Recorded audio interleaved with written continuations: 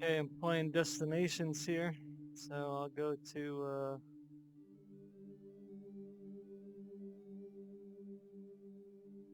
English Church, I guess. This is kind of what it looks like in here. Kind of a 3D world, sort of. And you just click on these things here. So I'll go to the English Church first.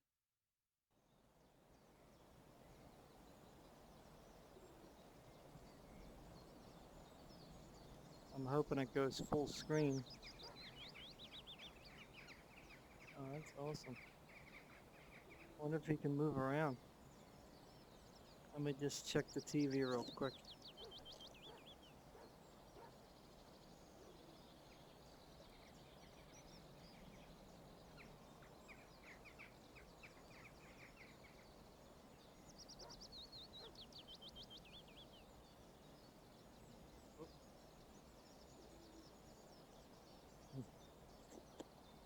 Nope, unfortunately. It won't go full screen. Darn. Well, anyway, that's why I got the primal screenshot in the background, so it doesn't look too stupid on my desktop. I don't know if you can read this. This scene of a Derbyshire churchyard was produced using a process called photogrammetry, which involves taking many digital photos from different positions and angles before running them through specialized software. Yeah, the bird isn't exactly on the thing there. So can you move around in this thing, or is this just a looking? Oh, you can actually move. That's totally cool. This scene was captured in early January 2016 in the brief gap between winter storms. It was built from around 450 photos taken over the period of a half an hour. To capture the sunlight, shadows, and ambience of the moment, one must shoot quickly. Yeah, I'm sure. Probably have to have several people. So I wonder. I guess you would have to move around all over the place, I presume. That's pretty cool, though. I'm hitting my computer here. I wonder if how many places you can go. Okay, you can't go in there. You go there. You go down here. So I guess he must have probably took a 360 camera and just kind of walked around the town. That's pretty neat. I still want to walk. Boy, VR is so tricky. I mean, I want to just walk, without worrying about teleporting. Uh, that's how realistic it looks. Now, of course, you can see that I guess the computer has to render some of these pictures, because they're kind of blocky. I mean, obviously, it's not going to get every single detail from a picture because it's only in 2 dimensions. But it kind of pastes the picture on this thing here to make it look like a bushy tree. That's pretty neat, though. I like that. Wow, this is totally cool. I am in someplace else in the world. We could have virtual vacations, you know? You don't have to go on an expensive vacation to go on a fancy beach somewhere.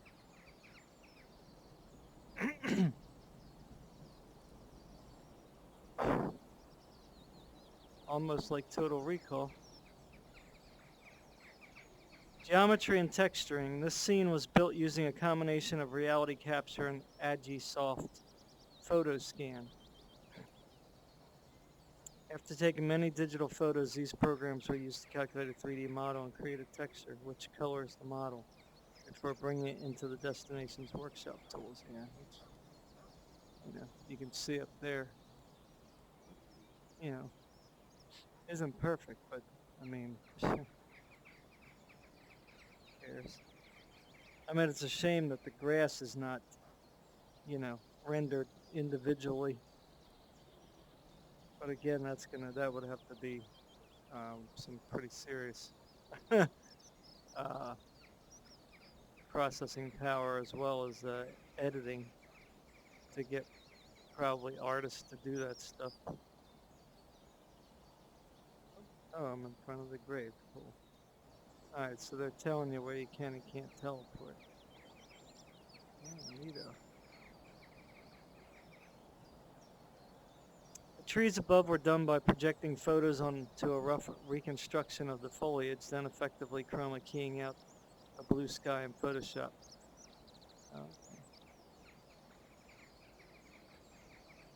Okay. Steam notification. Sorry about that. I hope you can't see that. The after chroma keying out the blue sky in Photoshop, similar principle to using a green screen. So they couldn't get the sky, I guess. I would have liked to have had the sky, but I guess it's clear. Yeah, you can see the trees here are not exactly perfect. So really, they can actually make games. I mean, imagine this being a game in a game, you know? Oh, what happened? I saw something. There we go. Shadows. Make the most of dynamic range in your photos. Eye adaptation in the VR headset is quite impressive. Shadowed sections that look too dark on a monitor tend to render excellently in the headset. Yeah, shadowing does work pretty good here. Or it probably wouldn't look that great on the monitor. Cool. Oh, keep wanting to walk still. Stand still, Michael. Camera positions. Navigation in VR is mostly limited to where photos were taken from. The grass was really wet, so care was taken not to wander too much from the paths. As a result, camera positions are not ideal. The reconstruction gets rougher the further you get from these navigable areas. Navigable areas. Cool. Now we're going to see the camera positions. Oh, yeah. Right. Exactly. So that's it then. Still pretty cool. Alright, let me go over here and see where we can go. Sky Dome. I guess that's up here. Several hundred meters out, the sky dome is mostly from photos around the edges, blending the gradients of the zenith. Done in Photoshop. The blue sky made this much easier. Faint noise was added to reduce banding.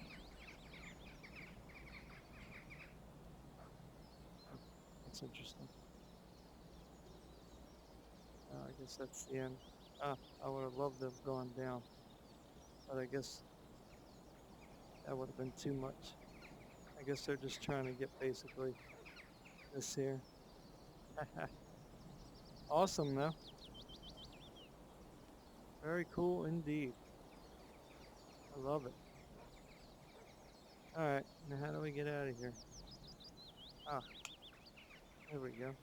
Hammer examples, whatever this is. Let's do it.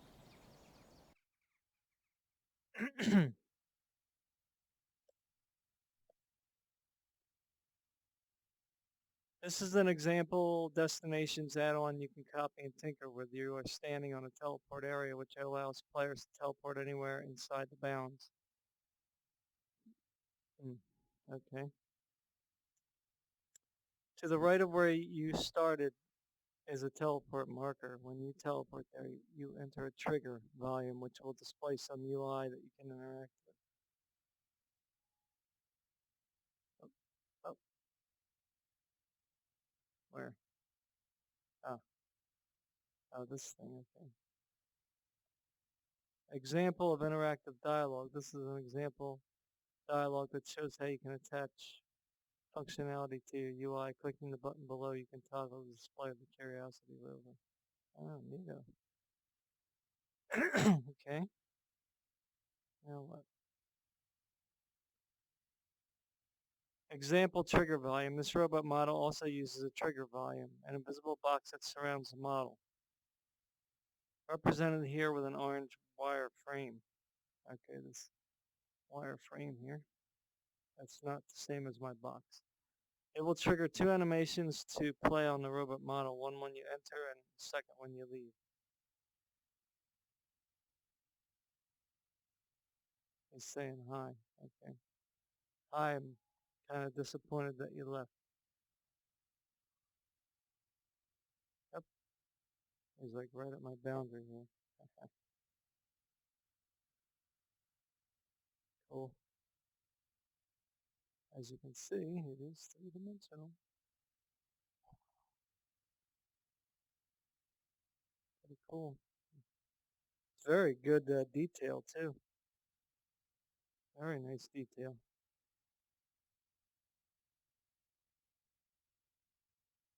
Awesome. So what now? Is there somewhere else? Yep, I guess that's it. All right, so that's that lesson. All right, now we're off to Mars, I guess. This ought to be interesting.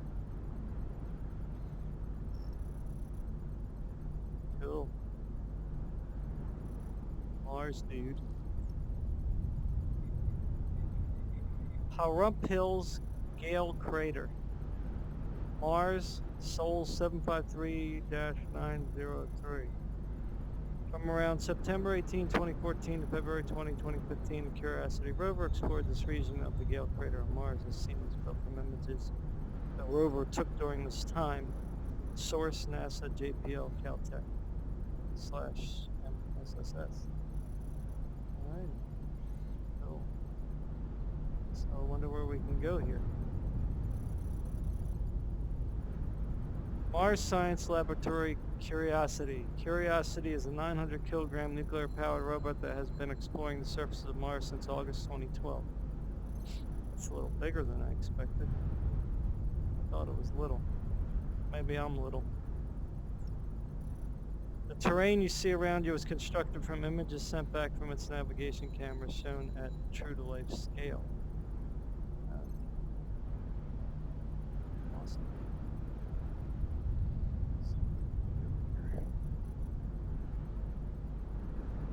I guess I'll try to stick close. View to Mount Sharp.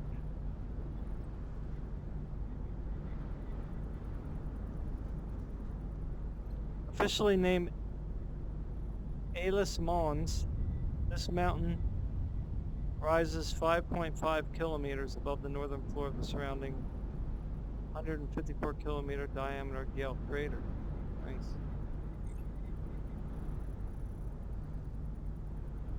Cool. Very nice view. Mars, we like Mars. Let's see.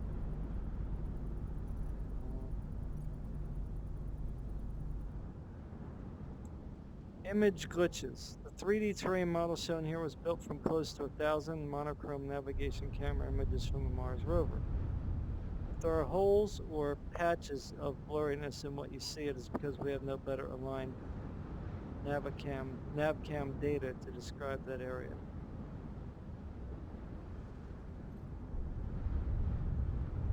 Here's all the camera positions. So you can see. Oh. Okay. Let's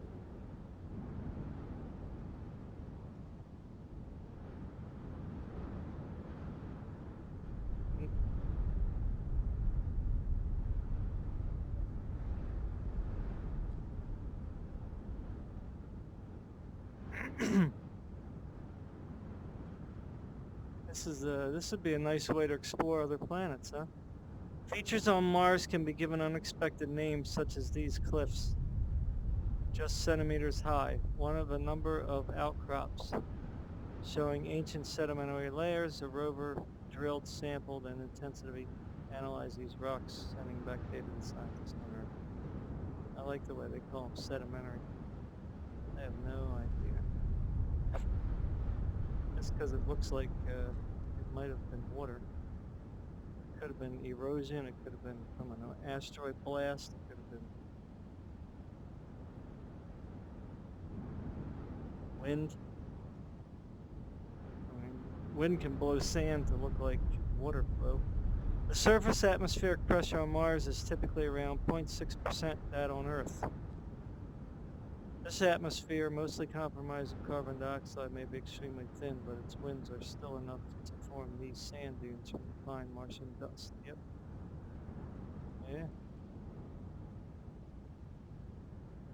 Cool. I'm on Mars, dude.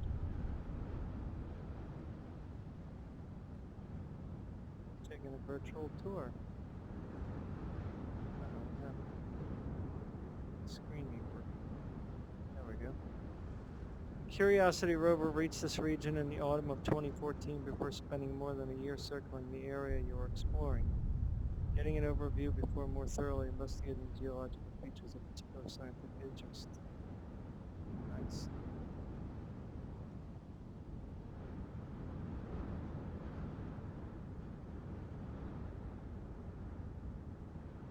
Man, I wish you could go out further. They should make this a whole gigantic exploration area, man. You know, be able to go way out there, or way out there.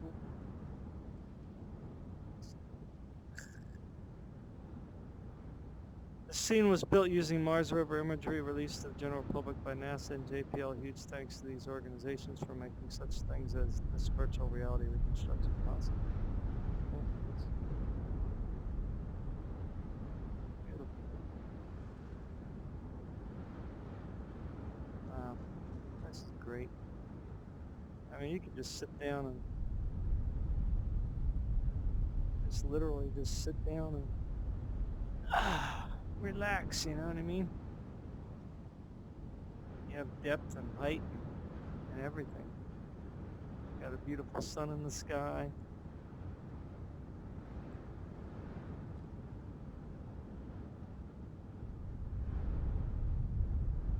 Pretty cool. Very nice. I just love these scenescapes they do.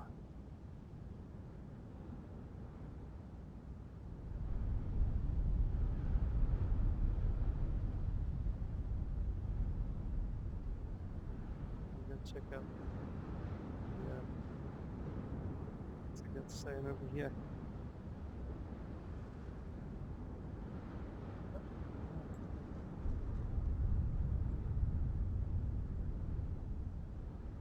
Artistic license. While this is a visualization of real data, some liberties have been taken. To start, color is artificial. Since the source navigation camera images were monochrome, the sky is procedurally generated, using images of Martian clouds as reference. Nice. Distant mountain and crater rim are placed by eye sufficiently high. Resolution data for the whole terrain was not available. Okay. That's okay. We can forgive that. Because essentially we are here. Virtually.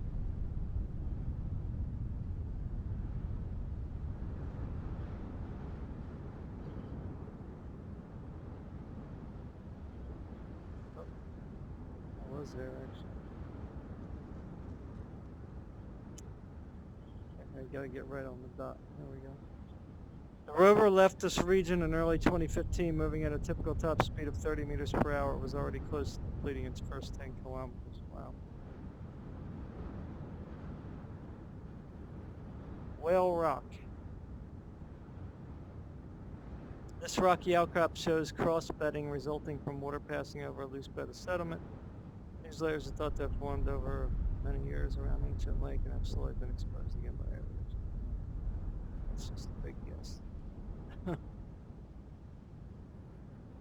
Very big guess.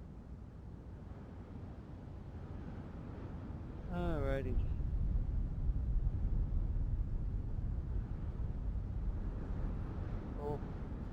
Let's check out the Rover. Get as where's my boundary here? I want to get as close as I can. Let's see if I can. Aha. Yeah. Wonder how much they reconstructed it. Let's check it out underneath. Oh, well, there ain't much to see there, is there? It's flat. But as you can see, it's 3D. I like the 3D aspects. It's virtual. Wish you could see my hand. That would have been kind of cool if they had like a sensors so that you can see your hand.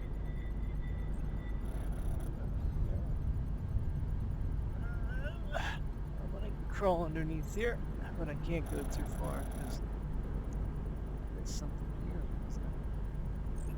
I don't know what that is. Oh, that's the vent. I got it now.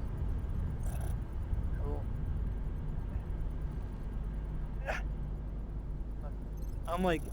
I'm like crawling under it like I'm gonna hit my head or something. When I could literally just stand up inside of it. Awesome.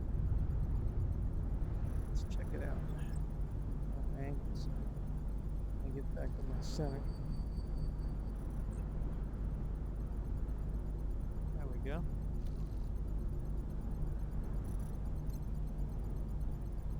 You can see 3 dimensions.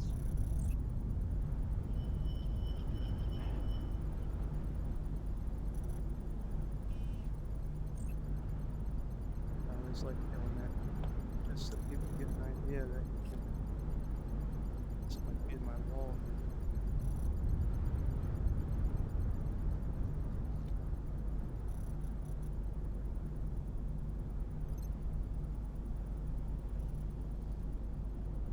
Awesome.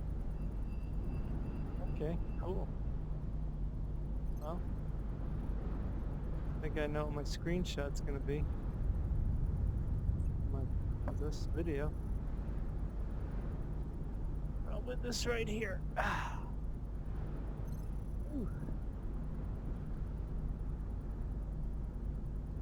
Nice. I mean, you could just chill here for a while. Have a drink. Eat some dinner or a sandwich. That would be less messy.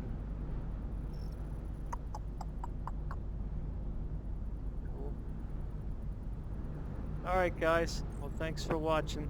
I'm sorry that it's not full screen. Yeah, it just wouldn't go full screen for some reason. They probably did that on purpose. So you probably couldn't get the images or something. Alright. Till next time.